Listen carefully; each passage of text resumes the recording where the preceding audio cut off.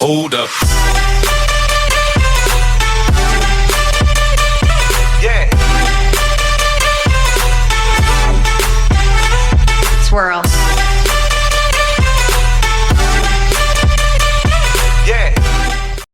A lot of people may be wondering, a lot of people may be asking, is Dragon Ball Xenoverse 2 worth the money you pay for it? I don't know how much you pay for it. I'm from the UK, you might be from the US, you might be from Canada. I don't know how much you're paying for this game. But the question is it a game worth picking up? Is it worth buying? Is it a game that you can actually look at and go, huh, new Dragon Ball Z game, I might just pick this up. Is it worth it? Is it worth the full price? But anyway, guys, what is good? I mean, what is really good, my people? It is UK. Try to brother, Dr. Blick, the darkest man who around us today, guys. I'll be talking about Dragon Ball Xenoverse 2. Basically, me reviewing Dragon Ball Xenoverse 2 and whether I think it is truly cheeks worthy. But anyway, guys, get your fried chicken, get your Kool-Aid, and sit them cheeks down, because you definitely know, this UK Trotter Brother will be going ham on this video. So without further ado, let me just get on. So first of all, I gotta start off with the gameplay, the combat system. How does it feel? Is it stiff? Is it fluid? How does it feel when playing Dragon Ball Xenoverse 2? And for the most part, it feels pretty good. Like Joey would say, pretty good. For the most part, this game feels pretty good. Like the combat's fluid. Like as a whole, they've improved in terms of going forward with the combat. Hit detection may be still bad. I'm getting hit with air shots. But as a whole, the combat is a step up from what it was before. They implemented stuff like stamina break, which allows people to actually execute any ultimate if the person actually is open to be hit with a stamina break. Doing a stamina break has its pros and its cons. Pros being that if you hit it, that person's out of stamina. And if you guys play Xenoverse 1, you guys know you need your stamina. You need that, bruh. You need your stamina. If you got no stamina, bruh, you can't block. You can't do jack shit on the game, bruh. So you need your stamina when playing Dragon Ball Xenoverse 2. So that's the obvious pro when it comes to executing a stamina break punch. So the cons, Lord have mercy. If you attempted to do a stamina break punch and missed, you guys already know the cons of doing a stamina break punch.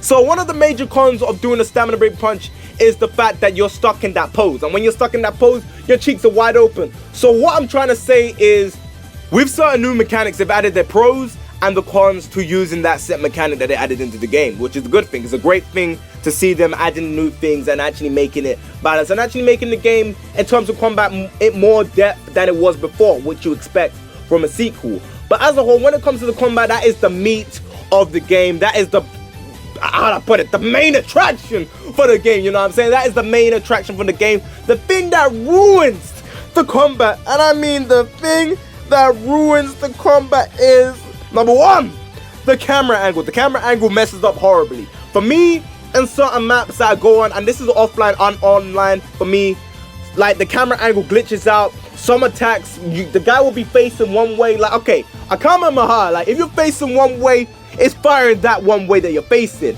Okay, the person fires it that one way, and then somehow the Kamehameha goes the other way. Like, that doesn't make any sense. Like, I remember this person fired a special beam cannon backwards. It wasn't like they turned around and fired it. They straight up was facing one direction, and the special beam cannon went backwards. Like, stuff like that is flat out broken. They need to fix some stuff. They need to patch some glitches and bugs that happen to be in the game. As a whole, when it comes down to the combat is fun, fluid for the most part. Just the glitches and the issues, the minor issues, it's just minor things, bro, that they can fix, bro. Hopefully the patch fixes all the issues that we've been having with Dragon Ball Xenoverse 2, because for the most part, my cheeks are distant from ranked. Even though I was gonna get my ass whooped anyway, my cheeks are distant from ranked due to the fact that I cannot be dealing with this unluckiness of getting hit by the air, being turned around, my cheeks spread it apart, bruh, and getting wrecked right in my cheeks. I'm not about that life, bruh. I'm not about to get Bill Cosby'd in Dragon Ball Xenoverse 2. No way, Jose, bruh. I'm not about to get forcefully turned around and get Bill Cosby'd. I'm not about that life, bruh. Nah, fam, I ain't accepting that. But as a whole, the combat is good. I really enjoy playing Dragon Ball Xenoverse 2. As a whole, they've improved a lot in terms of the combat. Okay, the next thing I want to talk about is the story mode. Oh Lord, have mercy. Oh Lord, have mercy. I have never played a more tedious story mode, a more boring story mode, a more copy. Okay, I played Burn and Blood story mode. That was pretty copy and pasted, but this one was on another level of copy and pasted. This is a brand new game. A brand new game. And they literally copied and pasted some scenes from Xenoverse 1. That disappointed me. That made me upset because I love playing story mode. I've always been a guy that's loved playing story mode. Whether it's an anime game, whatever game it is, I enjoy playing story mode in games in general. Like, I'm that guy. I enjoy playing the story mode. I leave the online later, bruh. I dive straight into the story mode. I try and enjoy the story mode, but this story mode, I couldn't enjoy it. I was in a position skipping cutscene after cutscene, minus that Bardock cutscene, because that Bardock cutscene and that Future Trunks cutscene was just so damn Gucci and the damn coochie, so you can't skip them cutscenes, bruh. If you're playing Xenoverse 2, if you pick up Xenoverse 2, do not skip the Bardock cutscene at the beginning, and do not skip the Future Trunks cutscene like later down the line. But anyways, I was skipping cutscene after cutscene after cutscene because you know what? I've already seen them cutscenes from Xenoverse 1. It made me so damn furious to feel like, did I just get scammed? Like, am I really playing the same copy and pasted cutscene from Xenoverse 1? And bear in mind, I wasn't expecting too much. But boy, I didn't think the story mode would be this low. I can't even speak properly. My speeching pattern is freaking jagged because I'm kind of tired making a video about Dragon Ball Xenoverse 2, but it don't matter because you gotta stick on the grind. You gotta sit your cheeks down and deal with the stuff that you gotta deal with. And yeah, like, as a whole, Dragon Ball Xenoverse 2, in terms of the story mode, it was lackluster at best. Like, that's me being for real. Enough of the jokes, enough of the comedy shit. That's me being for real.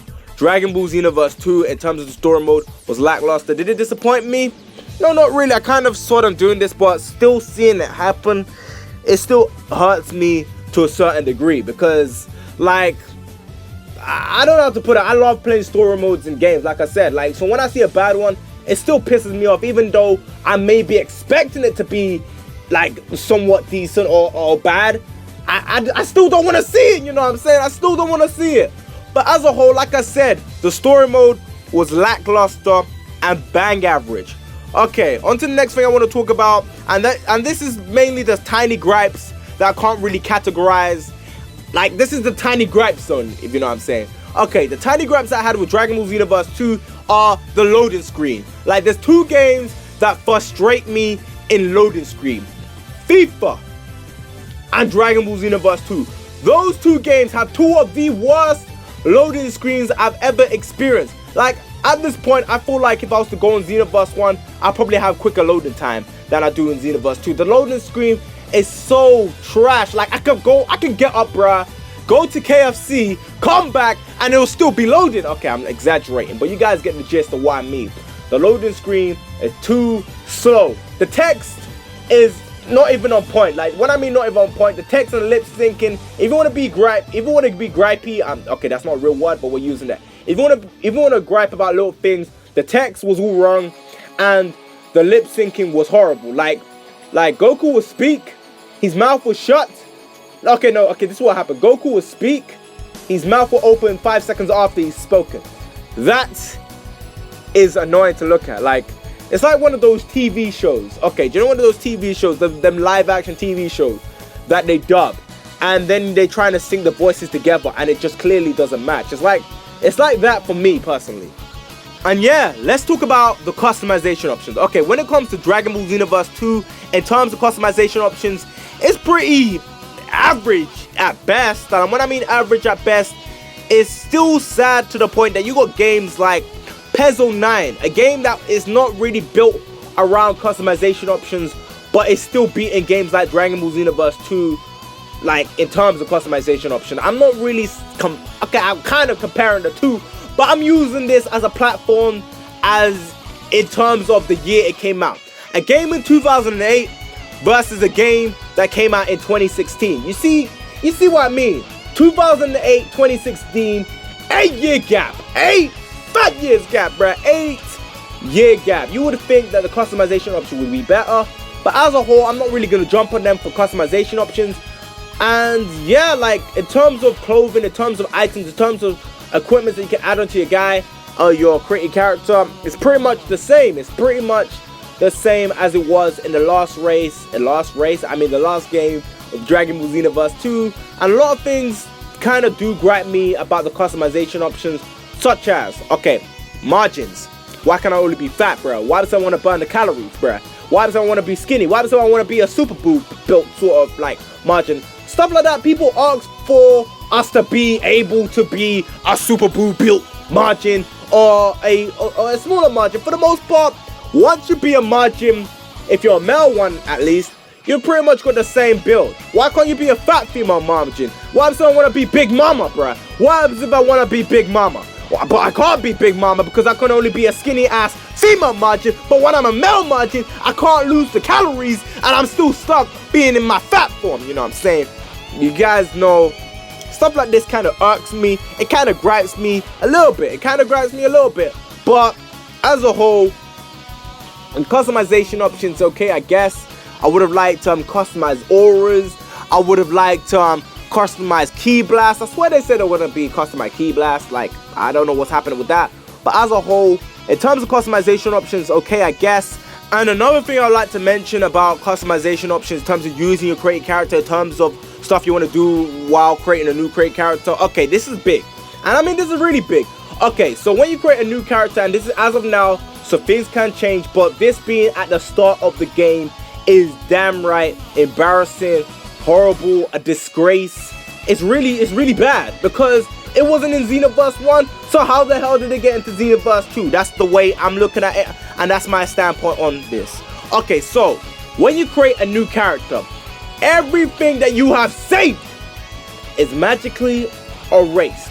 And when I mean magically erased, when you create a new character, you have to redo the story mode to unlock all the characters again. You have to redo the parallel quest to unlock all the characters. You have to pretty much get everything that you've already grinded and unlocked. And bear in mind, the grind is still somewhat bad. It's not as bad as Xenoverse 1, but the grind is still somewhat bad. The grind is still there. It's still somewhat tedious and annoying, but as a whole, that is something that they need to fix ASAP. You know what I'm saying? That is something that they need to fix ASAP. And as a whole, when it comes down to the customization options, it's okay, I guess. It just scrapes the bare minimum standards of a sequel, or some people like to say it's below sequel par in terms of customization options for Dragon Ball Xenoverse 2. And now on to probably pretty much everything I want to round off. So when I mean everything I want to round off is Conton City, the missions, and pretty much what to do after you've beaten the story mode in Dragon Ball Xenoverse 2. Okay, Conton City in terms of the visuals, in terms of flying around it, in terms of doing all these stuff, whether you're on a hoverboard, when you're flying, whatever you're doing, in terms of being in Conton City, me personally, I like it. I like the visuals. I like the way Conton City looks. I like the detail. I like the references from Dragon Ball. I like the way the place is, and I like the statue of myself looking Gucci in the damn coochie. I like the way Conton City looks as a whole. And doing missions in this game, you're always gonna have something to do. Like, once you complete the parallel quest, you're still gonna have missions from like Krillin carrying milk, which is a reference from Dragon Ball when Master Roshi used to make them carry milk. Like, stuff like that makes me smile seeing it in Dragon Ball Xenoverse 2. Stuff like that makes me smile, and it makes me happy to see that they're actually trying to give variety, trying to make, okay, yes, this game is about fighting, but we're also going to give you side missions that are diving out of the realm of fighting. And even you got that one mission of freaking Yamcha throwing an egg and you have to go and find it. Like, stuff like that gives variety and creativity to the game, which it didn't have in Xenoverse 1.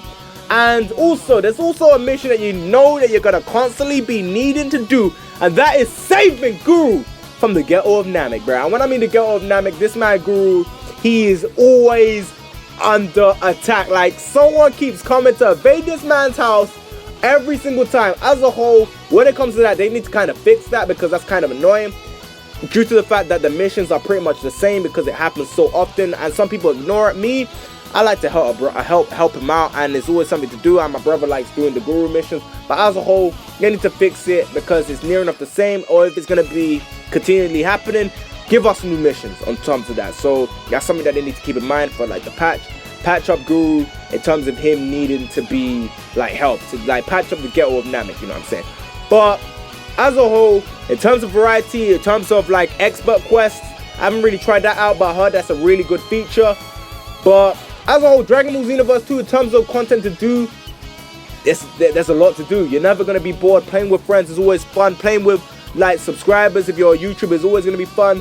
Like, as a whole, this game is a really enjoyable game. Is it worth getting? Is it worth the full price?